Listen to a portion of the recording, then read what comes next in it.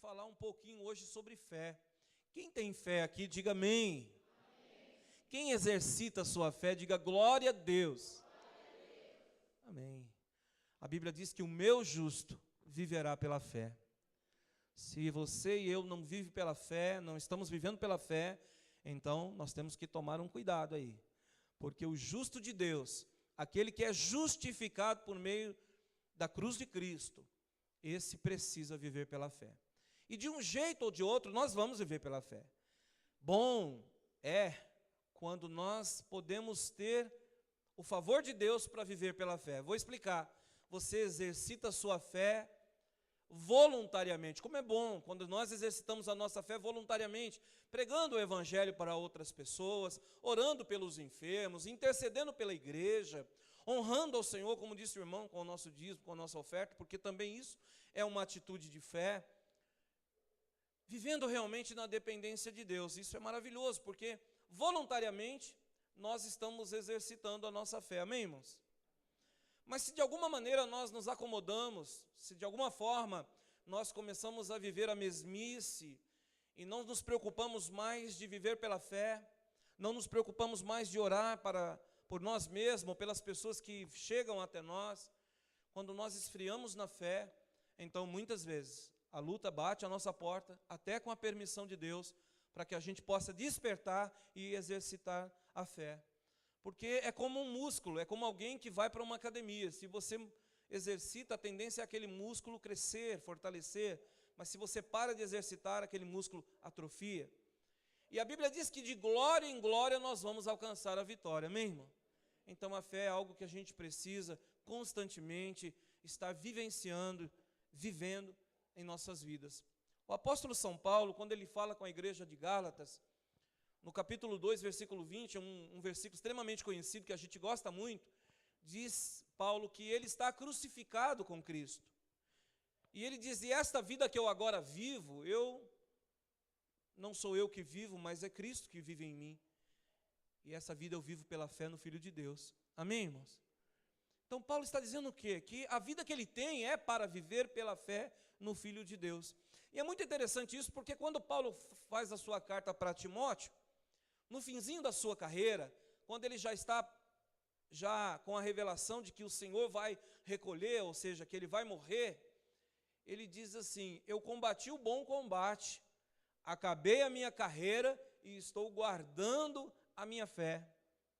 Ele coloca de uma maneira que fica claro para nós que a fé é algo preciosíssimo da parte de Deus, dado a cada um de nós. Nós não cremos simplesmente porque cremos. Nós cremos porque o Espírito Santo nos convence, porque o Espírito Santo desperta o dom de Deus por meio da fé. Nós cremos porque Deus se revela para nós através das Escrituras, mas também por meio da fé. Então, a fé é um dom de Deus. A fé é um fruto do Espírito. A fé é um presente de Deus. A fé é uma arma espiritual, um escudo que a gente vai apagar os dardos inflamados do maligno. A fé é algo maravilhoso. E é impossível agradar a Deus se nós não tivermos fé. A palavra do Senhor fala em Hebreus capítulo 11, se eu não me engano no verso 6, que é impossível agradar a Deus sem fé, ou sem fé é impossível agradar a Deus. Eu gostaria que você abrisse comigo sua Bíblia em segunda carta que Paulo escreveu aos Coríntios, no capítulo de número 13, o verso é o verso número 5. E nós vamos orar, vamos meditar, vamos entender um pouquinho se nós temos vivenciado esta fé em nós. Porque talvez nós queremos receber de Deus, mas não estamos exercitando adequadamente a nossa fé. Não estamos vivenciando uma fé ativa. Mas talvez, quem sabe, algum de nós que aqui está, esteja acomodado numa fé passiva. Numa fé sem atitude, sem ação. E isso não é bom para nós. Quem achou, diga amém. Já está aqui? Obrigado. Diz assim a palavra do Senhor. Verso 5. Examinai-vos a vós mesmo, se permanecerdes na fé. Provai-vos a vós mesmo, ou não sabeis quanto a vós mesmo, que Jesus Cristo está em vós, se não é que já estáis reprovados. Eu vou ler de novo, o verso 5. Examinai-vos a vós mesmos, se permaneceis na fé. Provai-vos a vós mesmo, ou não sabeis, quanto a vós mesmos, que Jesus Cristo está em vós, se não é que já estáis reprovados. Pai, em nome do Senhor Jesus, mais uma vez diante do Senhor aqui nós estamos, e eu quero, Senhor Deus, agradecer a Ti por esta oportunidade. Quero pedir ao Senhor, ó Deus, que fale conosco por meio da Tua santa palavra, que traga ao nosso coração a revelação desta palavra. Fala conosco, Senhor. Abre os olhos do nosso entendimento para que nós possamos discernir o que o Senhor tem para nós. Por amor ao Senhor mesmo, por amor à Tua palavra, por amor à Tua igreja e com misericórdia da minha vida, eu te peço, Senhor, fala, meu Deus, porque nós, os Teus servos, te ouvem. Eu peço a Tua bênção, com o perdão dos meus pecados, em nome de Jesus. Amém? Então Paulo está dizendo aí para a igreja de Corinto, que viveu momentos difíceis na sua vida. Paulo está dizendo assim: examinai-vos a vós mesmos, se permaneces na fé. Paulo está dizendo e fazendo uma pergunta: analise, procurem você mesmo, veja se vocês permanecem na fé, porque a igreja de Corinto, como todas as igrejas daqueles dias, 60 anos depois de Cristo, elas viviam momentos delicados, momentos difíceis, porque a verdade é que as pessoas vinham misturando os ensinamentos que o Senhor Jesus trouxe, que revelou aos seus apóstolos e que foi lançado como fundamento.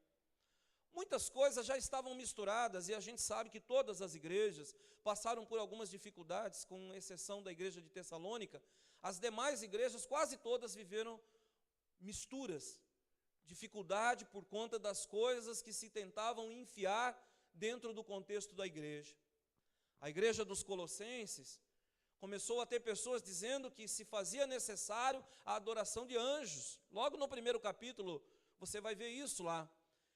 Já tinha gente ali que estava adorando os anjos. A igreja dos Gálatas começaram pelo Espírito, mas agora estavam caminhando para o caminho da carne. E Paulo diz: nossa, vocês começaram tão bem pelo Espírito, mas agora estão indo para o caminho da carne, porque eles começavam a querer observar alguns dias, luas novas. Eles começaram a querer observar algumas coisas da lei, e misturando assim, trazendo para a graça de Deus. A gente sabe que a igreja de Corinto não era muito diferente, se criou blocos dentro da igreja de Corinto. Algumas pessoas se julgavam ser mais abastadas, mais providas de finanças, de dinheiro, e até de conhecimento, se isolava para um canto e outros para o outro. E começou a haver uma divisão na igreja de Corinto, porque alguns queriam ficar com Apolo, outros falavam que era de Jesus, alguns diziam que era de Paulo, outros diziam que era de alguns dos apóstolos. E Paulo então vem e coloca ordem naquela igreja e diz: olha, está uma grande confusão, não é assim, não é dessa maneira. Eu estou aqui fazendo uma conjectura e falando um pouco de história para que a gente possa se situar no problema. O fato é que as coisas estavam muito misturadas, e já o verdadeiro evangelho que o Senhor Jesus deixou, o evangelho da graça de Deus, não era o mesmo. Porque, na verdade, queridos, é de graça e por meio da graça, favor imerecido, que nós somos salvos. A Bíblia diz que não é pelas obras para que ninguém se vanglorie, é um dom de Deus, é por meio da fé. Nós recebemos de Deus tudo pronto. O Senhor Jesus morreu na cruz, pagou o preço, ressuscitou ao terceiro dia, subiu aos céus, assentou à destra de Deus e intercede por nós. O Senhor Jesus derramou o seu sangue, comprando as nossas vidas, pagando o preço pelas nossas vidas, e nos deu tudo isso de graça, por meio da sua graça, por meio da sua misericórdia, por meio da justificação que Ele trouxe sobre nós. São palavras fortes, palavras pequenas, que muitas vezes nós não paramos para entender o significado. Graça, favor imerecido. Imagine que você recebe um presente de alguém, de repente, a pessoa então quer acrescentar algo naquele presente que você deu. Você manda lá talvez um pudim de leite para um amigo, e depois você fica sabendo que ele colocou cereja em cima, que ele pôs uma calda em cima, que ele pôs sorvete em cima do sorvete de leite. O que você vai pensar?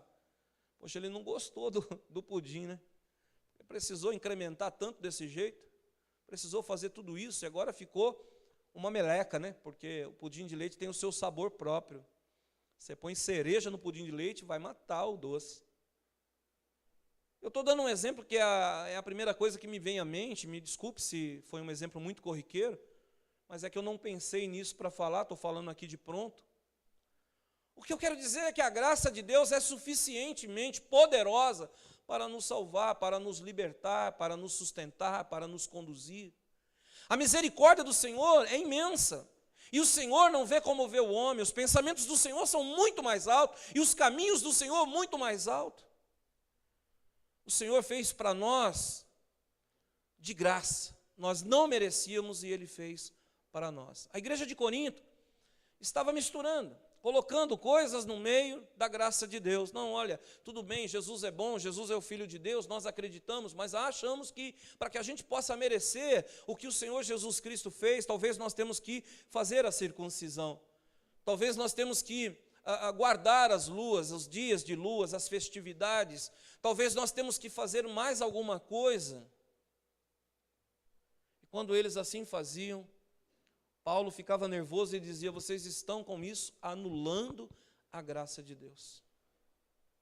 Vocês estão com isso pervertendo aquilo que o Senhor Jesus fez. Vocês estão com isso dizendo, eu estou falando da igreja lá, viu, irmãos? Não você. Que o sacrifício de Jesus não é suficientemente poderoso para vos salvar. E aí ele vem e diz: examine vocês mesmos se ainda existe fé, porque está tão misturado que talvez já nem exista mais. Queridos, o que eu quero dizer é que nós estamos vivendo, e eu venho falando isso já há algumas semanas, nós estamos vivendo um tempo onde o evangelho está misturado, aonde as pessoas estão colocando uma mistura no evangelho, pastores que se levantam com costumes estranhos, com fogo estranho, com um espírito estranho, porque o Espírito de Deus não adulteraria e não adultera a palavra do Senhor. É impossível que Deus use uma pessoa para perverter a sua palavra, isso é impossível. E para nós, os que cremos, a palavra do Senhor é suficientemente poderosa para fazer o que ela veio e o que ela tem que fazer. Ela não volta atrás vazia, mas antes faz o que apraz ao coração de Deus. Amém, irmãos? Mas não é isso que nós temos visto. Igrejas que se faz necessário as liturgias do judaísmo, igrejas que colocam a necessidade de se usar um quipá para se ser honrado, igrejas que se colocam na posição de ter que tocar um instrumento antigo, arcaico, um chofar, para que assim se manifeste a glória de Deus.